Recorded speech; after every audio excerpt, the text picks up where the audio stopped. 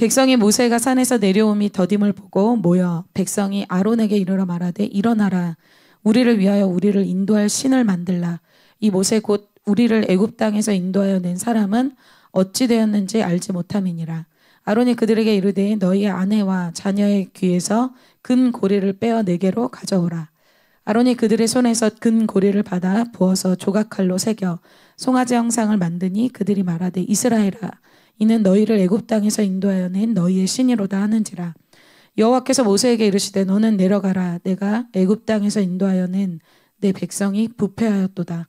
그들이 내가 그들에게 명령한 길을 속히 떠나 자기를 위하여 송아지를 부어 만들고 그것을 예배하며 그것에게 제물을 드리며 말하기를 이스라엘아 이는 너희를 애굽 땅에서 인도하여 낸 너희 신이라 하였도다. 여호와께서 또 모세에게 이르시되 내가 이 백성을 보니 목이 뻣뻣한 백성이로다.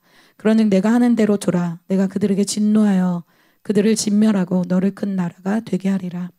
모세가 그의 하나님 여호와께 구하여 이르되 여호와여 어찌하여 그 큰 권능과 강한 손으로 애굽 땅에서 인도하여 내신 주의 백성에게 진노하시나이까.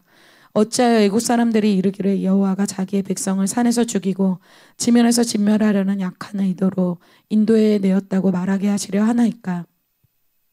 주의 맹렬한 노를 그치시고 뜻을 돌이키사 주의 백성에게 이 화를 내리지 마옵소서. 주의 종 아브라함과 이삭과 이스라엘을 기억하소서. 주께서 그들을 위하여 주를 가리켜 맹세하여 이르시기를 내가 너희의 자손을 하늘의 별처럼 많게 하고 내가 허락한 이 온 땅을 너희의 자손에게 주어 영원한 기업이 되게 하리라 하셨나이다. 같이 읽겠습니다. 여호와께서 뜻을 돌이키사 말씀하신 화를 그 백성에게 내리지 아니하시니라. 아멘. 네, 오늘 말씀의 제목은 애굽의 찌꺼기를 제거하라입니다. 출애굽기 내용은 전체 이야기가 광야 이야기입니다. 그래서 출애굽기 첫 이야기는 광야에 있던 모세를 부르시는 어떤 스토리로 시작이 된다고 볼 수 있고 또 출애굽한 이스라엘 백성이 광야에서 훈련받고 그곳에서 성막을 짓고 그곳에 훈련되는 과정을 그린 것이 출애굽기라고 얘기할 수 있습니다. 그래서 즉 출애굽기의 핵심은 광야 훈련입니다. 훈련이라고 하면은 안 좋아하실 수도 있지만 광야에서 이 훈련 이것을 하나님이 허락하십니다. 왜 훈련이 중요한가? 왜 훈련을 강조하는가? 하나님이 우리가 믿는 우리가 오늘 찬양한 하나님이 훈련하시는 하나님이시기 때문에 그렇습니다. 예수님도 제자들을 부르셔서 그냥 바로 주님의 일을 하게 하신 것이 아니라 훈련을 시키신 후에 그들을 하나님의 역사에 쓰임받게 하셨습니다. 그래서 오늘 광야의 훈련을 통과한 이 모세로부터 이 출애굽기 이야기가 시작되고 또 이 모세를 리더십으로 해서 이스라엘 백성도 광야 훈련을 통과하도록 주님이 이끄시는 이 트레이닝 의 기간이 이 광야 기간입니다. 왜 이것이 필요한가? 여러분들이 많이 듣는 얘기지만 여러분의 중고등부 때부터 한번 생각해 보세요. 저도 그런 일들이 많이 있지만 나보다 더 은혜 받고 나보다 더 은사도 많고 나보다 더 성령 충만한 아마 옆에 지체가 여러분들 주위에 굉장히 많았을 겁니다. 그런데 그 친구가 오늘 옆에 보면 없는 경우가 좀 있죠.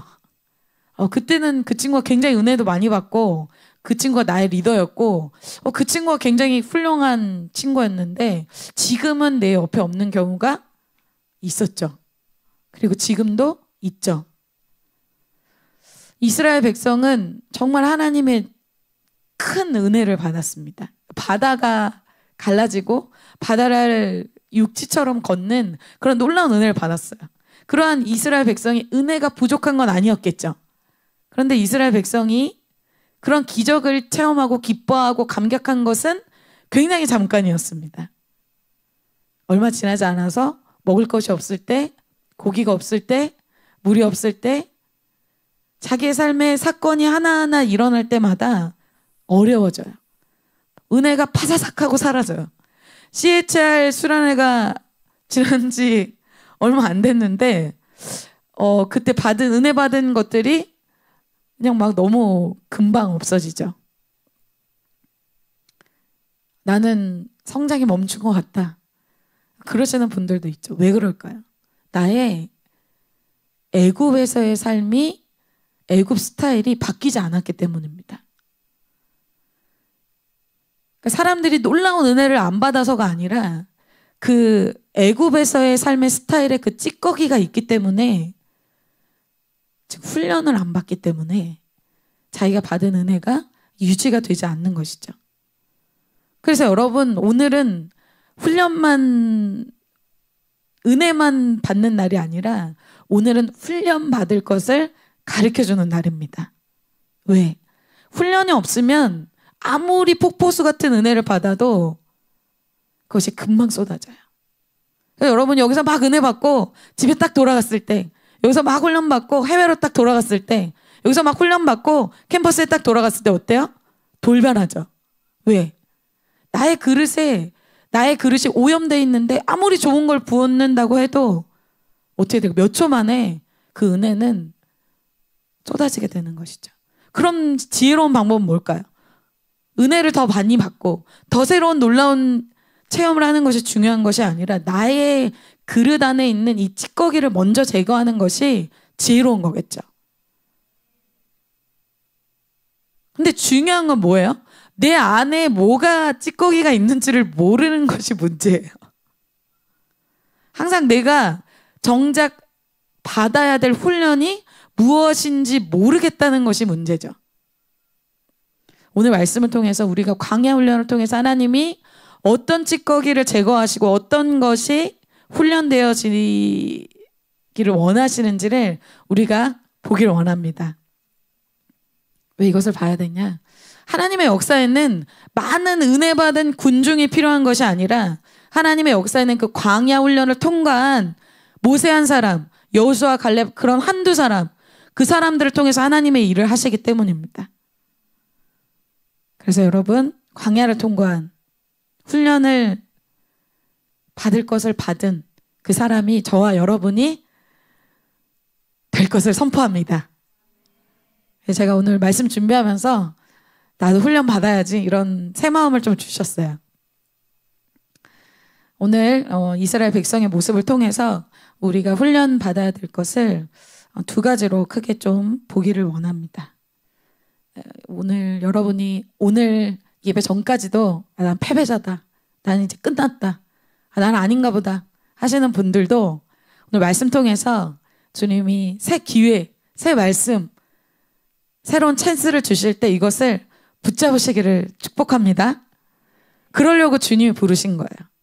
정죄하려고 부르신 것이 아니라 새롭게 하기 위해서 부르신 것입니다. 실패하는 곳에서 승리하는 자로 하시기 위해서 오늘 부르신 겁니다. 오늘 사건의 배경은 이스라엘 백성이 애굽에서 나온 지 몇 개월? 3개월밖에 되지 않은 그때에 시내 르비딤을 지나서 시내 광야에 도착했을 때 시내 광야에서 일어난 일이 오늘 사건의 배경입니다. 그것이 출애굽기 19장에 시작되는데, 이 19장에서 주님이 내가 애굽에서 너희를 어떻게 인도했는 것을 너희가 봤지? 독수리의 날개로 업어서 너희를 놀라운 은혜로 내가 너희를 인도한 것을 너희가 봤지? 그러니까 이제 너희는 나의 명령을 가지고, 나의 말씀을 가지고 그렇게 살아야 된다. 모세를 통해서 그렇게 말씀해 주실 때 출애굽기 19장 8절에 백성들이 일제히 이렇게 다 대답했습니다. 없군요. 백성이 일제히 응답하여 이르되 여호와께서 명령하신 대로 우리가 다 행하리이다. 모세가 백성의 말을 여호와께 전하매, 이렇게 대답하세요. 모세를 통해서 들려준 하나님 말씀에 이 백성들이 어떻게 일제히 똑같이 어떤 결심을 했어요? 어떤 고백을 했어요? 여호와께서 명령하신 대로 우리가 다 행하리이다. 너무 은혜가 많고 너무 은혜가 충만할 때는 우리가 이렇게 대답하죠. 주님, 맞습니다. 돈 쓰레기야. 음란, 미디어 다 삭제. 먹을 거 필요 없어. 난 이제 그게 없이도 살 수 있어. 일제히 대답하여 아멘으로. 그런데 이스라엘 백성이 19장에서 이렇게 고백한 것과 다르게 오늘 32장에서는 이스라엘 백성은 아주 빠르게 변심합니다. 빠르게 변심하는 이스라엘의 모습에 대해서 보겠습니다. 그러니까 이스라엘의 이러한 변심하는 모습은 사실 오늘 32장뿐만이 아니라 출애굽할 때 홍해를 가르고 주님이 딱 나오게 하셨을 때 잠깐 그 소고치고 노래 부르고 할 때 잠깐 이후에 사실은 반복되는 모습입니다. 물이 없고 고기가 없고 여러 가지로 이스라엘 백성은 빠르게 태세 전환을 하는 백성이에요. 자, 이게 이스라엘 백성의 모습입니까? 우리의 모습이죠. CHR 얼마 지나지 않아도 또 막 눈물 흘리고 분명히 밤에 금요철 때 나는 은혜를 받았는데 그 다음날 어때요? 얼굴이 굳어져 있어요. 나도 나를 모르겠다. 뼛속까지 죄인인 것이 참 우리의 모습입니다. 그래서 약속한 것과 다르게 살고 선포한 것과 다르게 살고 결단한 것과 다르게 사는 것이 이스라엘 백성의 모습이죠. 그런데 그렇게 살 수밖에 없는 이유가 있다는 거예요. 애굽에서의 삶에 그 찌꺼기가 있기 때문입니다. 그것을 오늘 두 가지로 볼 텐데요. 그들이 그렇게 빠르게 변심하는 이유 중에 하나, 애굽의 스타일은 바로 나의 때를 살기 때문입니다. 하나님은 때를 따라 일하시죠. 그래서 하나님은 어떤 때는 기도의 때를 주시고 또 어떤 때는 금식의 때를 주시고 또 어떤 때는 출발해라, 도전해라 그렇게 말씀을 또 주시고 때마다 주님이 다 다르게 일하십니다. 그래서 여러분들이 뭐 말씀 받는 것이 다 있죠. 콜트를 할 때구나. 이제는 인간적인 관계를 끊어야 될 때구나. 이제는 정말 절제해서 금식해야 될 때구나. 이런 걸 깨닫게 되잖아요. 그 타이밍을 오늘 출애굽기 24장에 하나님의 때에 대해서 어떤 때인지 모세가 이렇게 얘기하죠. 여호와께서 모세에게 이르시되 너는 산에 올라 내게로 와서 거기 있으라. 내가 그들을 가르치도록 내가 율법과 계명을 친히 기록한 돌판을 내게 주리라. 모세가 그의 부하 여호수아와 함께 일어나 모세가 하나님의 산으로 올라가며 14절에 장로들에게 이르되 너희는 여기서 우리가 너희에게로 돌아오기까지 기다리라. 아론과 훌이 너희와 함께 하리니 무릇 일이 있는 자는 그들에게로 나아갈지니라 하고. 지금이 어느 때인가 14절에 너희에게로 돌아오기까지 너희는 어떻게 하라? 기다리라.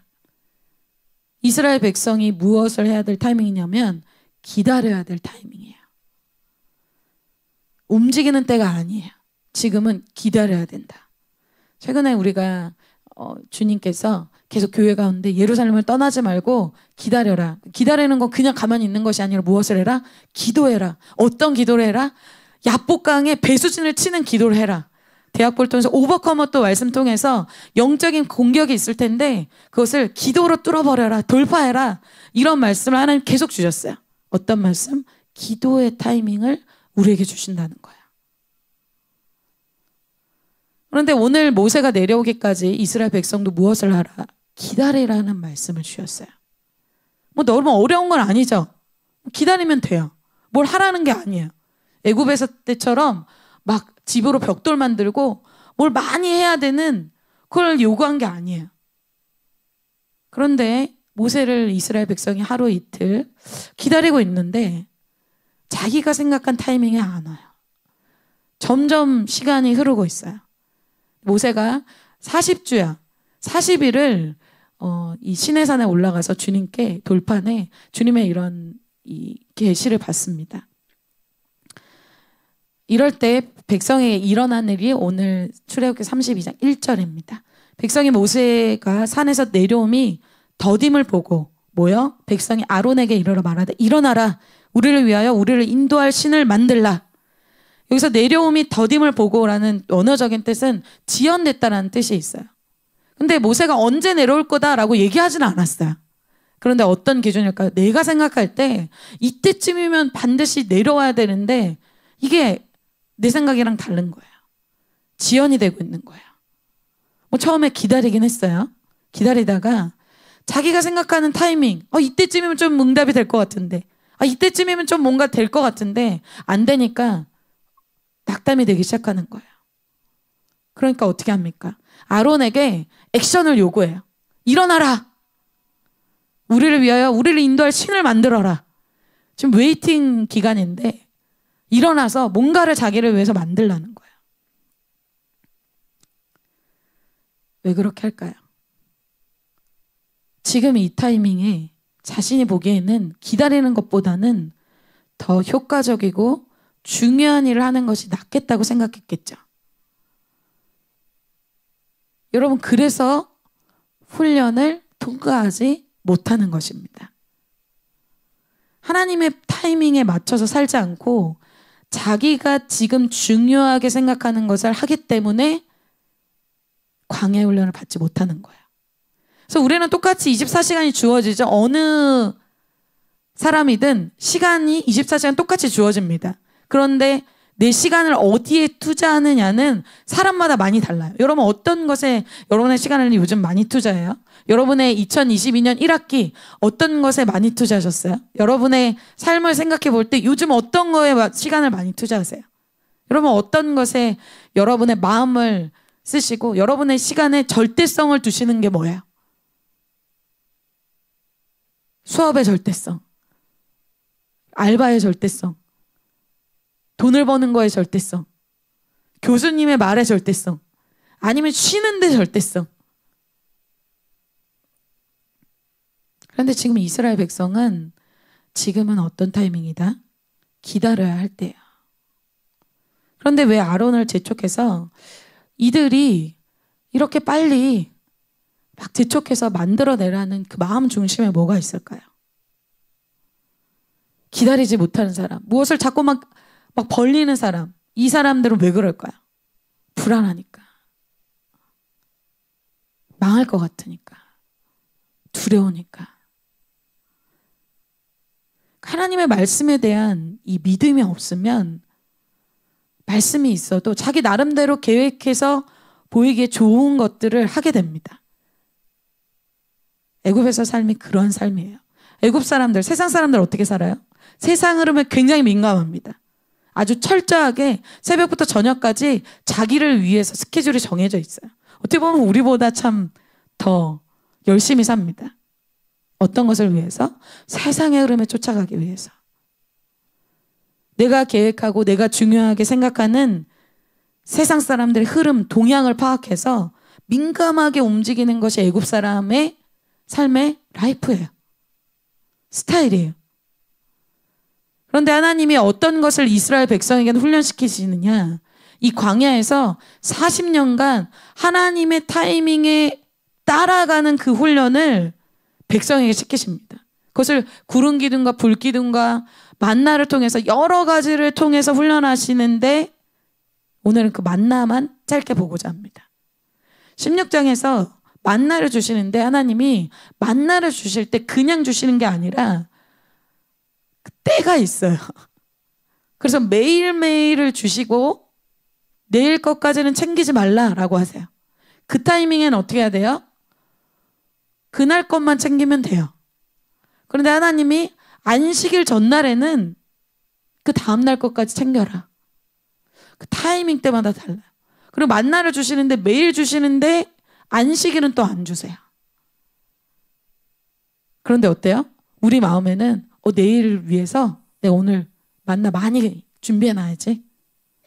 내가 계획하고 내가 좋은 방법이라고 생각한 것을 그대로 합니다. 그럴 때 어떻게 해요? 실패하는 걸 경험하게 하세요.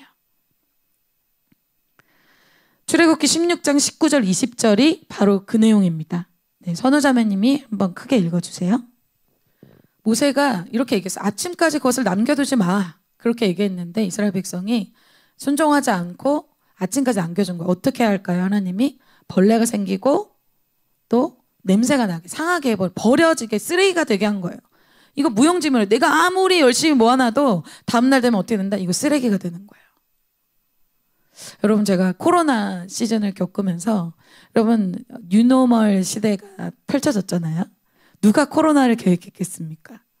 그래서 이 코로나 전에 자기의 이 계획, 나는 이렇게 해야지. 온라인으로 모든 것이 전환될 줄은 아무도 몰랐죠. 그때 아무리 내가 계획을 열심히 세운들, 완벽하게 세운들 어떨까요? 많은 기업과 많은 상점들이 그때 문을 닫았습니다. 여러분 캠퍼스 가보면 많이 간판들이 많이 바뀌었죠. 가게들이 다 문을 닫았어요. 자기 계획에 있었을까요? 없었습니다. 우리의 삶이 그래요. 우리가 아무리 계획하고 무엇인가를 열심히 해도 내일을 우리가 알 수가 없는 것이죠.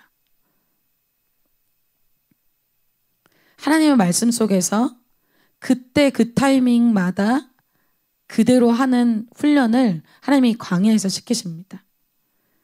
그래서 모세는 이러한 훈련에 통과한 사람이에요. 그리고 모세가 40년간 이 광야 훈련을 받은 사람입니다. 40년 동안 뭐 했어요? 양 쫓아다니고 양똥 치우고 양하고 같이 지내면서 비참하게 어떻게 보면 낭비하는 시간 같은 왕자로서의 어떤 멋진 모습이 아니라 거품이 싹 빠진 그 기간을 40년 동안 가졌다는 거예요.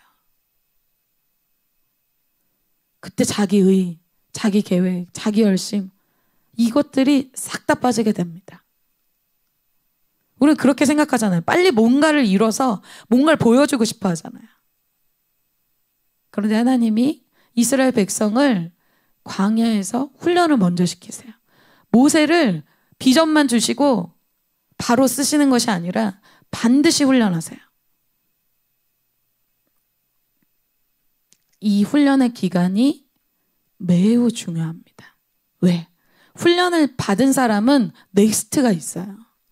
모세는 40년간 훈련 받아서 이스라엘 리더로 쓰임받죠. 제자들이 웨이팅하라 그랬어요. 예수님이 웨이팅하는 기간에 바보 같아요. 마가의 다락방에서 매일 기도만 해요. 절에서 뭐가 되겠나? 절에서 뭐 미래를 어떻게 설계하겠나? 어떻게 준비하겠나? 그런 제자들을 통해서 오순절에 성령이 임해서 그 넥스트 사역이 그들을 통해서 이루어져요. 여러분 그게 바보 같은 겁니까? 예언적인 것입니다. 하나님의 때를 살지 못하니까 이스라엘 백성이 4일이면 통과할 광야를 40년을 돌아요. 이건 무슨 얘기예요? 그 훈련 통과 못하면 다시. 여러분 우리 4일 만에 끝냅시다. 무슨 얘기인지 영어로 들리시길 바랍니다. 하나님이 지금 하라는 것을 하면 직진 코스로 가는 거야. 그게 빠른 신앙입니다. 그건 뭐예요? 훈련을 빨리 받으시길 축복합니다.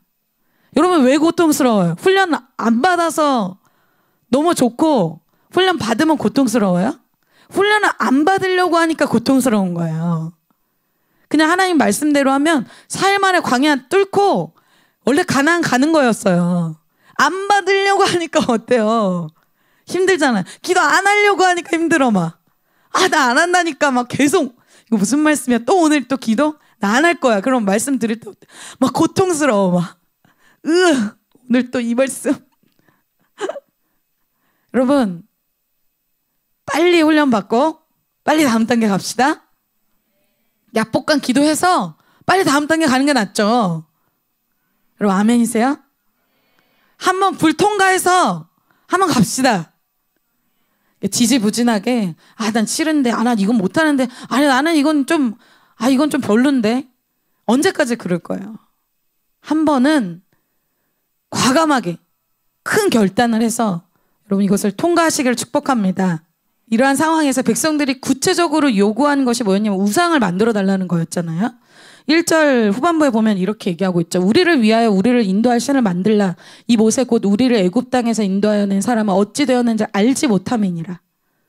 그래서 이 우상을 만들어 달라고 하는 것은 사실은 백성도 아론도 이게 죄라는 것을 사실 알고 있었어요. 왜냐? 출애굽기 오늘 32장인데 20장에 이미 모세를 통해서 하나님이 그것이 죄라고 얘기해 주셨거든요. 출애굽기 20장 4절입니다. 같이 한번 읽어볼까요? 아멘.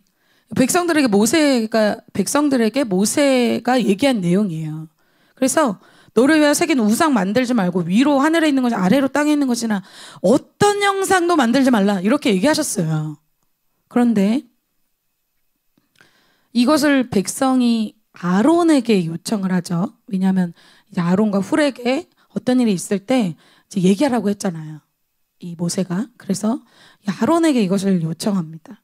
근데 여기서 아론이 이것이 우상숭배의 죄라는 것을 알고 있었어요. 알고 있었다는 거죠. 그런데 이것을 백성에게 경고하지 않습니다. 영적으로 그들에게 말씀을 다시 가르쳐주고 말씀으로 그들을 깨우고 영적으로 그들을 깨우는 역할을 하는 것이 아니라 어때요? 우상을 만들어줘요. 지금이 어떤 타이밍이다, 기다려야 되는 타이밍이라는 것도 얘기해주지 않아요. 두 번째, 아론을 통해서 보는 애굽 스타일이 어떤 스타일이에요? 사람의 종이 된 스타일이에요. 그것이 아닌 것을 알지만 백성의 이 다수가 이야기하는 그 분위기 속에서 그것을 거부할 영성이 아론에게 없어요.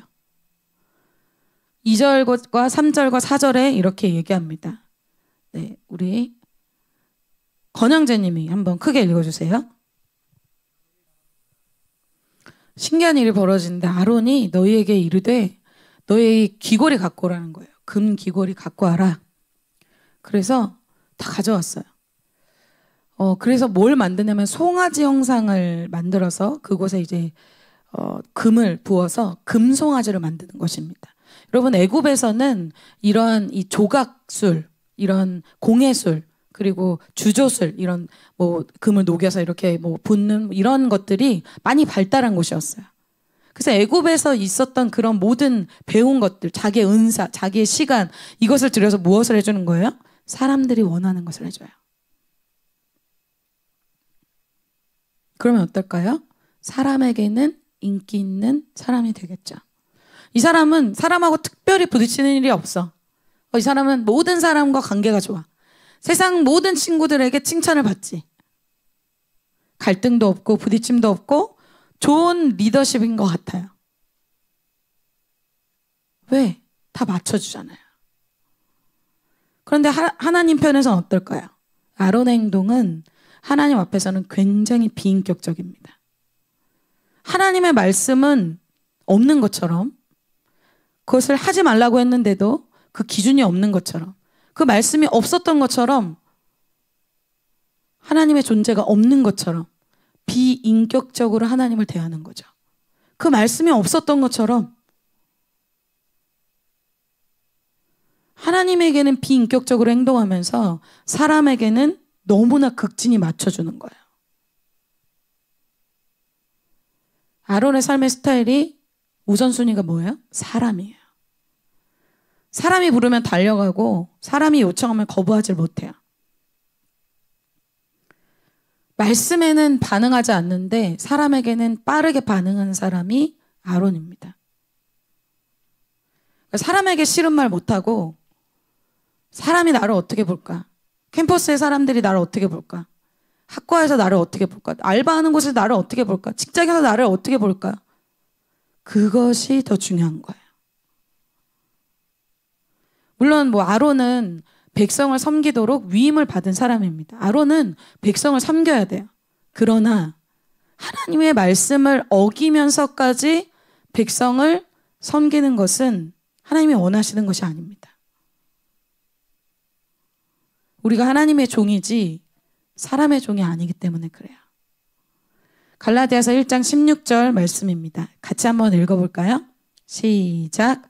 이제 내가 사람들에게 좋게 하랴, 하나님께 좋게 하랴, 사람들에게 기쁨을 구하랴. 내가 지금까지 사람들의 기쁨을 구하였다면 그리스도의 종이 아니니라. 하나님의 마음을 아프게 해드리면서까지 사람에게 좋게 하는 이것은 인본주의적인 것입니다. 우리는 신본주의로 돌아가야 될 줄 믿습니다. 이런 인본주의가 발전해서 인권을 내세워서 무슨 얘기를 해요? 사람들이 원하면 동성애도 괜찮다. 젠더도 괜찮다. 제3의 성도 괜찮다. 지옥이라는 건 사랑의 하나님은 없다. 이 얘기까지 나오는 거예요. 하나님의 이 사람들이 이 사람들의 입맛에 맞춰서 하나님의 말씀의 기준을 다 없애버리는 거예요. 그래서 사람들이 로마서를 찢어버려야 된다 뭐 이런 얘기도 하잖아요. 성경에서 말씀하고 있는 것을 가감해서 자기가 원하지 않는 걸 삭제해버려라. 이런 시대가 지금의 시대입니다. 자기가 만들어낸 하나님을 믿는 시대예요. 자기가 원하는 하나님, 알라딘의 지니처럼 자기가 원하고 자기가 그리고 있는 그 하나님을 원하는 시대가 지금의 시대입니다. 그래서 성경에서 말씀하고 계신 하나님 나라의 거룩함, 정결함, 하나님 나라의 질서, 하나님 나라의 권위, 회개, 천국과 지옥, 죄사함, 이런 것을 말할 수가 없어요. 사람들에게 인기 있는 게 아니잖아요. 사람들에게 좋아 보이고 싶어하는 사람은, 오해받기 싫어하는 사람은 이런 지옥 이야기, 심판 이야기, 절대적인 성경 기준 얘기 못합니다. 누가복음 6장 26절에 이렇게 얘기하고 있어요. 모든 사람이 너희를 칭찬하면 화가 있도다. 그들의 조상들이 거짓 선지자들에게 이와 같이 하였느니라. 그리스도인들은 모든 사람에게 칭찬받는 사람이 아니라 하나님께 칭찬받아야 되는 사람인 것을 믿습니다. 아론이 이렇게 하는 거는 어떻게 되냐면 나중에 공동체에 굉장한 위기가 찾아와요. 이런 리더십을 가진 목자, 이런 리더십을 가진 셀, 이런 리더십을 가진 공동체에 어떻게 됩니까? 하나님의 심판이 임하게 됩니다. 양떼들을 낭떠러지로 가고 있는 양떼들을, 떨어지고 있는 그 양떼들을 어서 오십사 하는 거예요. 이것을 두고 모세가 어떻게 표현합니까? 출애굽기 32장 25절입니다.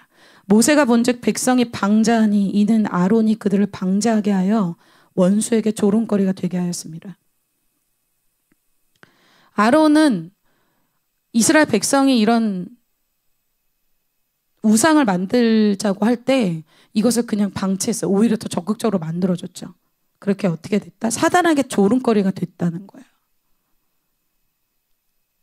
하나님의 원하시는 생명의 길로 인도하지 못했다는 것이죠. 그래서 훈련 받을 때 이런 사람 중심적인 사람, 인간적인 사람, 사람에게 싫은 말 못하는 사람은 훈련을 시킬 수도 없고 훈련을 받을 수도 없습니다.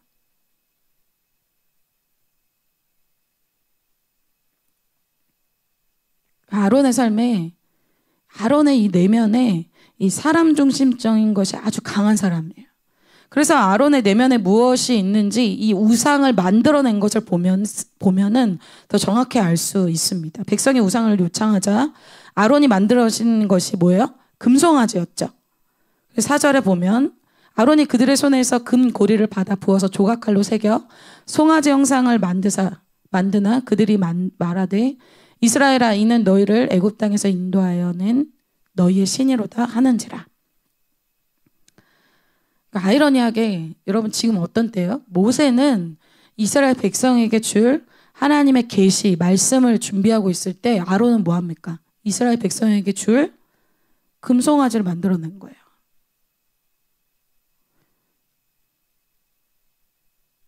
모세는 하나님이 보여주신 거, 하나님의 말씀, 하나님의 기준을 주는 사람입니다. 아론은 어때요? 세상의 기준, 세상의 처세술, 세상에 살아가는 방법, 세상 사람들이 중요하게 생각하는 것을 얘기해주는 리더입니다. 여러분, 애굽에서는 애굽 사람들이 섬기던 각종 다양한 우상들이 있었어요. 그 중에 오늘 이 금송아지도 있었습니다. 금송아지의 모양의 신이 아피스라는 신이었어요. 근데 아론에게서 나온 게 뭐예요? 그냥 우상을 만들어내라고 했잖아요. 그런데 아론에게서 나온 게 이 아피스 신이라는 거예요. 아론에게서 나온 것이 세상의 것이 나오는 거예요. 믿음의 선배로서 아론은 영적인 말씀이나 영적인 기준이나 영적인 유산을 후배에게 줄 수 없는 리더입니다. 세상적인 것만을 줄 수 있어요. 같이 놀고, 같이 먹고, 같이 쉬고, 같이 세상적인 얘기하고, 이것만은 할 수 있지 아론의 리더십은 영적인 기준과 영적인 말씀과 영적인 것을 줄 수가 없어요. 초라한 리더십입니다. 세상적인 리더십이에요. 여러분은 어떤 리더십이세요? 어떤 선배세요?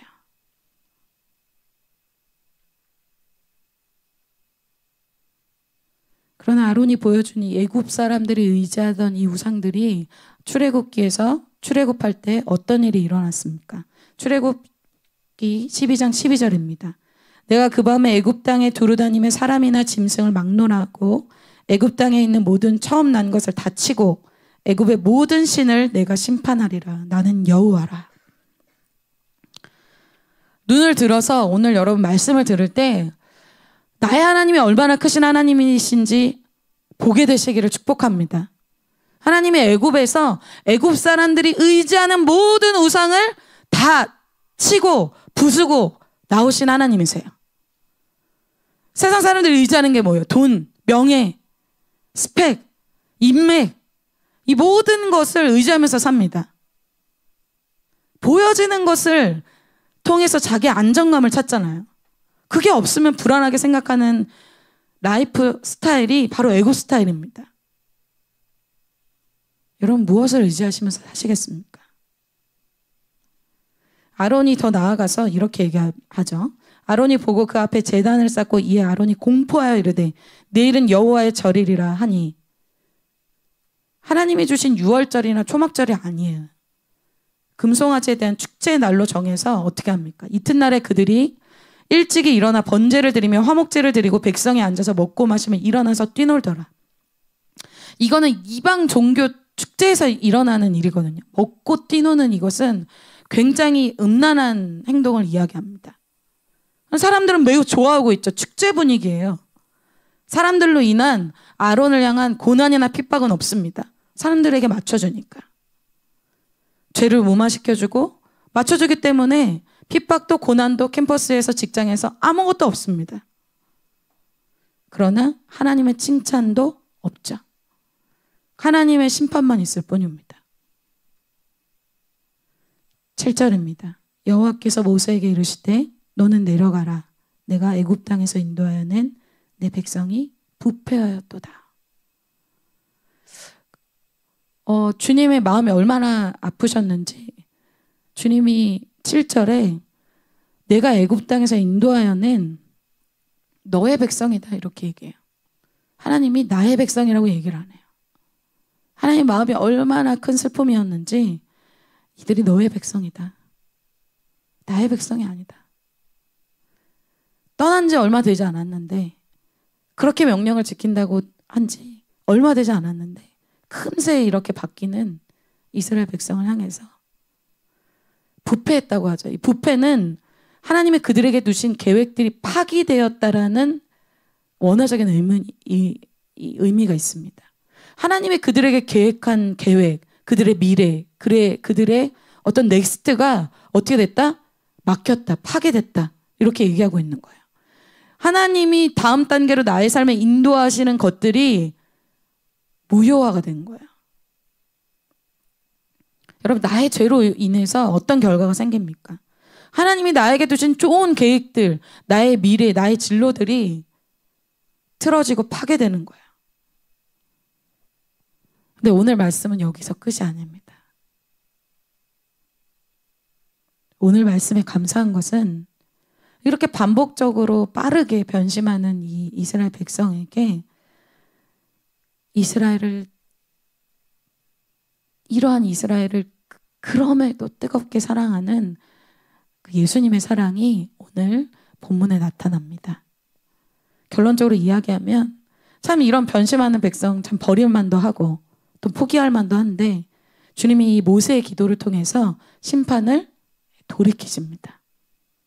오늘 이 모세는 사실은 예수님을 예표적으로 보여주는 인물이에요. 그래서 오늘 보는 이 모세는 모세라는 인물이기보다는 신약의 예수님이 어떠한 모습을 갖고 오실 분인지를 이 모세를 통해서 보여줍니다. 이렇게 빠르게 변심하는 이스라엘과 대조되게 하나님은 이스라엘을 어떻게 생각하시는가 아주 특별하게 생각하십니다. 오늘 출애굽기 32장 이후에 모세와 하나님과의 대화가 우리가 본 대화에 이어져서 나오는데요. 그 내용을 통해서 하나님께서 무엇을 보여주려고 하십니까? 너희에게 왜 금송아지가 필요 없는지, 너에게 왜 우상이 필요 없는지를 주님이 오늘 말씀해 주고 계십니다. 첫 번째로 이스라엘은 하나님께 특별한 약속을 받은 민족이기 때문에 그렇습니다. 하나님이 금송아지를 만든 백성에 대해서 말씀하실 때 뭐라고 표현하시냐면 8절에 이렇게 말씀하고 있어요. 나영 자매님이 한번 읽어주세요. 네, 8절에 그들이 내가 그들에게 명령한 길을 속히 떠났다라고 얘기해요. 나를 떠났다 이렇게 얘기하지 않고 하나님 말씀하실 때 내가 명령한 길을 속히 떠나서라고 얘기를 하는 거예요. 하나님의 임재를 떠난 사람의 보이는 모습이 어떤 거예요? 하나님 말씀에서 떠난 거예요. 하나님의 말씀이 없이 말씀대로 하지 않고 세상 사람들이 하는 대로, 세상의 흐름대로 자기 옛삶으로 빨리 돌아가는 삶을 이야기하죠. 그래서 계속해서 모세를 통해서 이런 말씀하시는 하나님은 어떤 분이세요? 약속을 이루시는 말씀하시는 하나님인 것을 계속 말씀하십니다. 13절입니다. 주의 종 아브라함과 이삭과 이스라엘을 기억하소서. 주께서 그들을 위하여 주를 가리켜 맹세하여 이르기를 내가 너희의 자손을 하늘의 별처럼 많게 하고 내가 허락한 이 온 땅을 너희의 자손에게 주어 영원한 기업이 되게 하리라 하셨나이다. 주의 종 아브라함과 이삭과 이스라엘은 야곱이죠. 이 세 사람에게 맹세하신, 약속해 주신 하나님은 언약의 하나님이에요. 약속하신 하나님이에요. 누굴 가리켜서 맹세하셨어요? 하나님 자신을 놓고 맹세하셨어요. 이 맹세는 어떤 것입니까? 지금 그들에게 약속하신 말씀이 어떤 거였어요? 아브라함에게 약속하신, 이삭에게 약속하신, 이스라엘에게 약속하신 그것이 이스라엘 백성이 430년 동안, 400여 년 동안 애굽에서 있었던 것도 주님의 약속하신 말씀 안에 있었어요. 줄 애굽도 이미 주님의 약속 안에 있었어요. 여러분, 주님은 빅플랜이 있어요. 그건 뭐예요? 하나님의 아무 계획도 없이 이스라엘 그냥 따라오라고 하는 게 아니라는 거예요. 아브라함 때부터 어때요? 430년 전부터 몇백 년부터 어떻다? 치밀한 계획이 하나님께 있다. 여러분 아멘이십니까? 이 얘기는 무슨 얘기예요? 하나님이 나의 삶에 하나님이 2022년뿐만 아니라 나의 삶의 전체에 하나님의 계획이 있다는 거예요. 뭐가 불안하십니까? 그럼 뭐가 염려가 되세요? 하나님이 430년 전에 몇천 년 전에 몇만 년 전에 이미 계획이 다 있으신 분인데 여러분 무엇이 두려우세요? 그런데 이 계획을 틀어지게 할 수 있는 사람이 단 한 사람이 있죠. 이스라엘 백성 자신입니다. 이스라엘 백성이 가나안에 들어갈 주님의 빅플랜이 있어요. 또 애굽에서 종으로 살 사람들 아니야. 너는 가나안에 들어갈 사람이야. 용사가 될 사람이야. 그래도 그것을 거부할 수 있는 사람이 있습니다. 이스라엘 백성 자신이에요. 하나님의 말씀 믿지 않고 하나님의 말씀 그럼 나는 아니야. 믿기지가 않아. 그럼 어떻게 됩니까? 그것은 이루어지지 않습니다. 억지로 이루어지지가 않아요. 히브리서 2장 1절에 이렇게 말씀하고 있죠. 수경자매님이 한번 읽어주세요. 아멘. 하나님이 야곱을 이스라엘로 바꿔주는 계획이 있어요. 그래서 우리에게 기도하라는 말씀 주셨어요. 그래도 기도하지 않으면 자동으로 야곱은 이스라엘이 되는 것이 아니에요. 그 얘기죠. 우리가 들은 것에, 들은 말씀에 유념함으로 그것이 말씀이 떠내려가지 않도록. 말씀이 떠내려간다는 건 뭐예요? 나의 미래가 떠내려간다는 거예요. 나의 넥스트가 없다는 거예요. 여러분 이거 굉장히 무서운 말씀입니다. 그렇다면 그들이 우리의 삶에서 가장 시급하게 해야 되는 게 뭘까요? 하나님이 말씀하신 것을 매주 쫓아가는 삶이 가장 정확하고 예언적이고 시급하고 가장 도전적인 삶이 되지 않겠습니까? 그럼 하나님의 약속의 말씀을 믿고 나의 인생을 한 주 한 주 던지는 그 사람에게 하나님의 약속의 말씀이, 하나님의 계획이 이루어진다는 거예요. 여러분 이번 주에 하나님이 딱 한 가지 얘기했습니다. 기도만 하면 하나님이 이루신다는 거예요.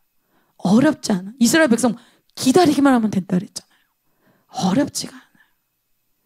그런데 말씀을 믿지 못한 사람은 못하는 거예요. 금송아지 만드는 그 돈을 투자하고 시간을 투자하고 나의 이런 노동력이 투자되는 이런 것들은 해도 기다리는 거는 못한다는 거예요. 이렇게 약속의 말씀을 주셔도 반복적으로 따라가지 않는 백성, 원래대로라면 어떻게 해야 될까요? 9절과 10절에 이렇게 얘기합니다. 여호와께서 또 모세에게 이르시되 내가 이 백성을 보니 목이 뻣뻣한 백성이로다. 그런즉 내가 하는 대로 두라. 내가 그들에게 진노하여 그들을 진멸하고 너를 큰 나라가 되게 하리라. 그래, 반복적으로 이렇게 불순종하니까 안 되겠다. 이제 얘네들을 멸하고 모세야, 내가 너를 데리고 다른 민족으로 다른 사람들하고 가게 하겠다. 이렇게 말씀하셨어요. 이때뿐이 아니잖아요. 이스라엘 백성이 불평하고 원망하고 이러한 게 수십 차례 됐습니다. 참 저를 볼 때는 저는 참 이 내용을 보는데 참 제 자신을 보면서 이런 고백을 한 적이 참 많아요. 주님,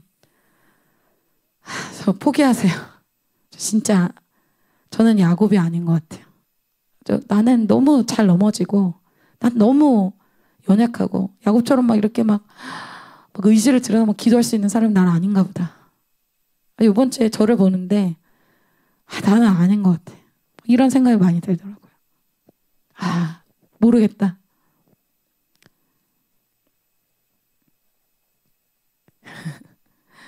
그래서 주님 말씀하신 것처럼 하나님 저는 아니고 저 옆에 누군가 이스라엘이 되려나 봅니다. 저는 야곱 그냥 있으려나 봅니다. 근데 마음은 슬픈 거예요. 나 이스라엘 되고 싶긴 한데 나를 보니까 안 돼. 오늘과 이번 주간에 계속 그렇더라고요. 너무 슬퍼. 그런데 오늘 예수님을 상징하는 이 모세가 어떻게 반응합니까? 사실 모세 편에서 생각하면은 이 이스라엘 백성 모세한테 어떻게 했어요?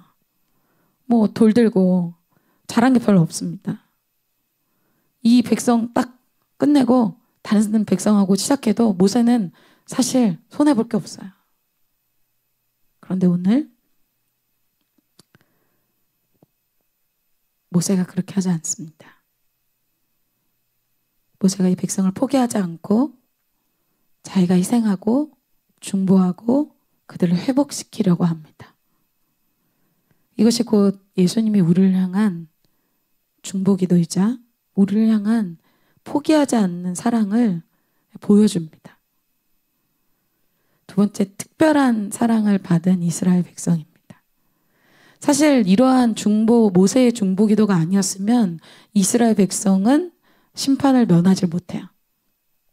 이것이 바로 예수님에게서 우리가 받은 은혜죠. 모세의 기도 곳곳에서 이스라엘 백성이 하나님에게 어떠한 존재인지를 상기시키는 내용이 나옵니다. 그러니까 이스라엘이 하나님께 어떤 은혜, 어떤 사랑을 받았는지를 이 내용을 통해 볼 수 있죠. 11절입니다. 모세가 그의 하나님 여호와께 구하여 이르되 여호와여 어찌하여 그 큰 권능과 강한 손으로 애굽 땅에서 인도하여 내신 주의 백성에게 진노하시나이까. 이스라엘 백성과 하나님과의 관계를 얘기해주고 있어요. 여호와여 큰 권능과 강한 손으로 애굽 땅에서 이끌어내신 그 주님께 너무 특별한 백성이 이스라엘 백성이 아닙니까? 여러분, 애굽에서의 노예의 삶은 죄에 종된 삶을 얘기해줘요. 죄를 지으면서 죄를 끊지 못하고 사단에게 속아서 결국 자기에게 삶을 죄로 인해서 소모하다가 결국은 지옥에 끌려갈 수밖에 없는 인생이 애굽에서의 삶이에요. 노예는 여러분 평생 노예로 살아야 돼요. 대신 한 가지 키가 있는데, 방법이 있는데, 자기의 주인보다 더 강하고 능력 있는 사람이 와서 자기를 구출해주면 그곳에서 노예는 나올 수 있어요. 그것이 단 한 가지 방법이에요.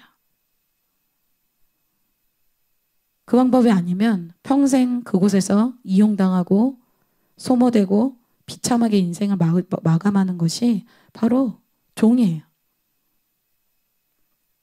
그러한 이스라엘 백성에게 유월절 어린 양의 피로 큰 권능과 강한 손으로 애굽의 세력, 이 죄의 세력을 물리치시고 새로운 삶을 주시는 은혜를 주님이 주셨습니다. 즉 십자가의 용서를 예수님이 우리에게 주신 거예요. 여러분, 세상에서는 용서의 개념이 없어요.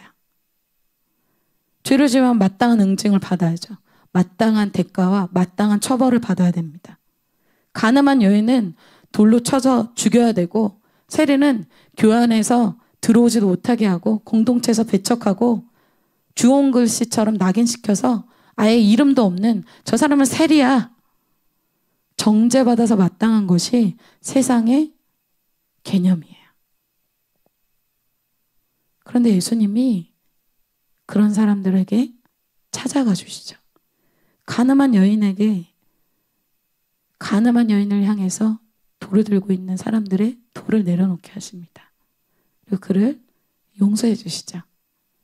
아무도 알지 못하는 이런 세리, 그냥 세리라고 낙인 찍혀서 공동체에도 들어오지 못하게 했던 그 삭개오를 주님이 쳐다보시면서 삭개오야, 내려와라. 주님이 새 인생을 주십니다.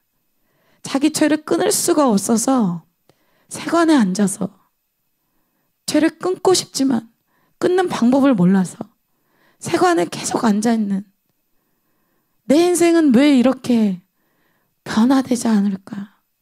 앉아있는 이 마태에게 주님이 세관에 직접 찾아가셔서 제자로 불러주시는 그 특별한 사랑과 특별한 용서와 특별한 부르심을 받은 사람들이 이스라엘 백성이라는 거예요. 우리 인생에 잊지 말아야 할 은혜가 있습니다. 바로 이 십자가 용서의 은혜입니다. 이 애굽 땅에서 인도하여 낸 백성이다. 이 표현이요, 하나님이 100번, 약 100번을 사용하세요. 그거 잊지 말라는 거야. 내가 너를 얼마나 특별하게 사랑하고 얼마나 특별하게 용서하고 얼마나 특별하게 인도하였는지를 주님 잊지 말라는 것이죠.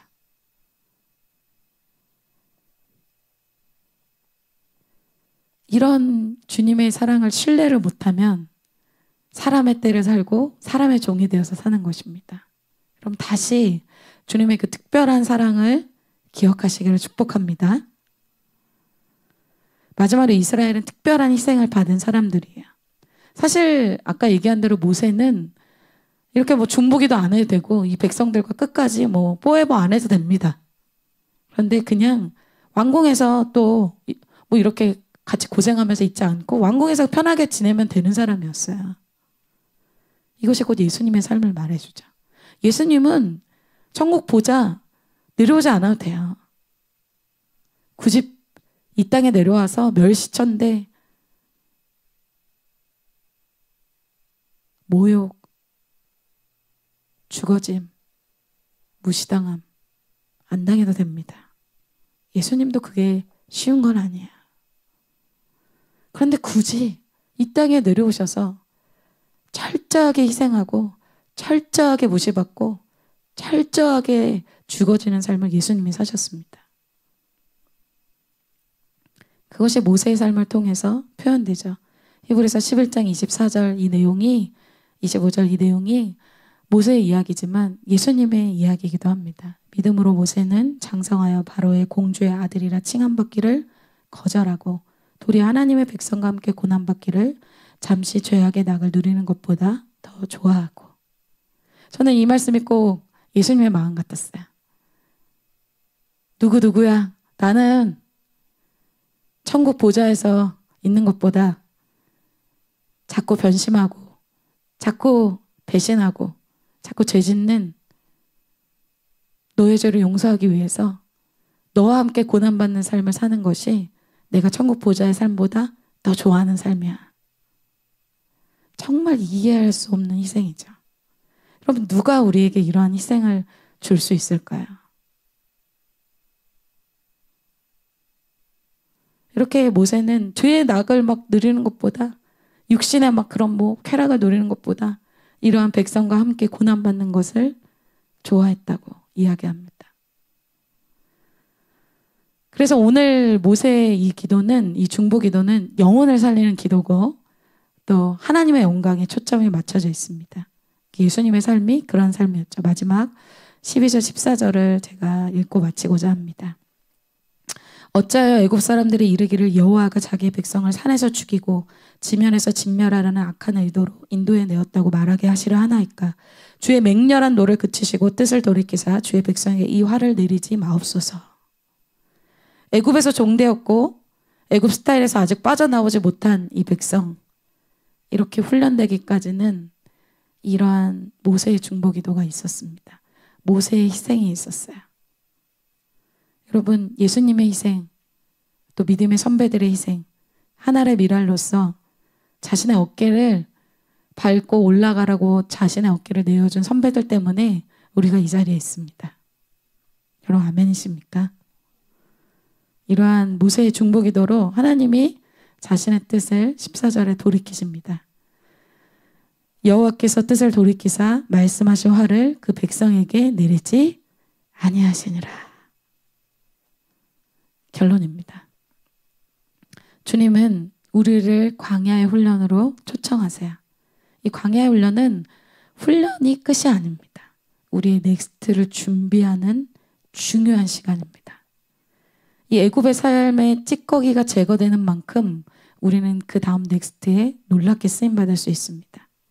그래서 오늘 우리가 정리하기를 원하는 애굽에서의 삶은 두 가지죠. 나의 때를 사는 것, 두 번째 사람의 종이 되어서 사는 것. 이 두 가지를 우리가 정리하게 될 때 하나님께서 하나님의 때를 따라서 우리를 훈련하시고 또 반드시 우리의 삶이 다음 단계로 가는 그런 축복이 있게 될 것을 선포합니다.